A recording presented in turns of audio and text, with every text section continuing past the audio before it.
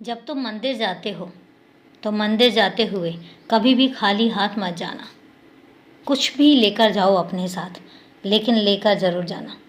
होता क्या है कि जब तुम अपने हाथों से कभी कुछ उस मंदिर में चढ़ाते हो तो वो स्वीकार होता है, मेरे द्वारा स्वीकार होता है। और उसके बाद जब वो प्रसाद किसी और को मिलता है तो यकीन मानो तुम्हारे पुण्य दुगने हो जाते हैं। और मैं तुमसे कुछ नहीं मांगता हूँ, मैं ये नहीं कहता हूँ कि तुम मेरे लिए कुछ चढ़ाओ, नहीं। लेकिन जब तुम चढ़ाते हो और उसके बाद जब वो प्रसाद बनकर किसी और को मिलता है तो तुम्हारे द्वारा किया गया वो पुण्य दुगना हो जाता है और तुम्हें उसका फल बहुत मिलता है। क्योंकि जब कोई प्रसाद ग्रहण करता है तो वो मन से लाख दुआएं देता है और वो दुआएं मैं तुम तक पहुंचाता हूँ। इसलिए चाहे तुम रुपए पैसे चढ़ाओ या तुम कोई फल फूल चढ़ाओ, चढ़ाओ ज़रूर।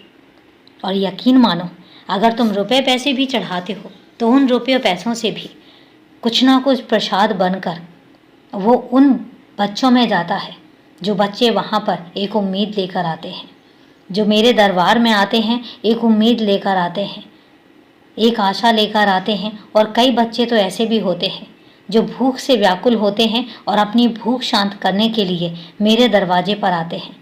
और जब उनकी भूख शांत होती है, उनको तृप्ति मिलती है, तो उसके बाद उनके दिल से लाख दुआएं निकलती हैं और वो लाख दुआएं सीधे सीधे तुम तक पहुंचती हैं।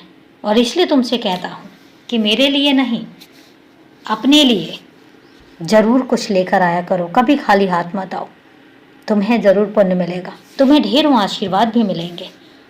और एक बात तुमसे कहता हूँ कि अपने आसपास के वातावरण का भी ध्यान रखा करो, अन्नदान करो, पेड़ पौधों का ध्यान रखो, पशु पक्षियों का ध्यान रखो जितना हो सके। मुझे पता है कि तुम रखना तो चाहते हो, लेकिन तुम्हारी कुछ मजबूरियां आ जाती हैं, मैं जानता हूँ। और वो मजबूरियां ऐसी हैं कि जिनके बारे में तुम्हें कोई समाधान नज़र नहीं आता। कोई बात नहीं, एक मौका मैं फिर तुम्हारे पास लेकर आऊँगा जिसमें तुम अपने आसपास के वातावरण और पशु पक्षियों का ध्यान रख पाओगे। मैं ज़रूर लेकर आऊँगा, तुम्हें परेशान होने की ज़रूरत नहीं है। मैं इतना जानता हूँ कि तुम दिल के सच्चे हो, तुम किसी का बुरा नहीं चाहते हो, तुम बहुत चीज़ें करना चाहते हो, लेकिन अभी तुम मजबूर हो। मुझे पता है तुम परेशान भी रहते हो और तुम सीधा सीधा मुझसे पूछते हो कि आखिर इतनी परीक्षाएं क्यों तुम्हारे साथ, क्यों तुम्हारे साथ ऐसा हो रहा है कि जब भी बात खुशी की आती है तो वहीं कोई ना कोई रुकावट सामने आ जाती है। तो बच्चे, मैं तुमसे एक बात कहना चाहता हूँ कि ये रुकावटें बहुत छोटी छोटी सी हैं। ये तुम्हारे हौसले को एक बार जांचने के लिए आती हैं, देखना चाहती हैं कि तुम्हारा हौसला कितना है। लेकिन मैं जानता हूँ कि तुम बहुत मजबूत हो, इन मुसीबतों से भी निकल ही जाओगे।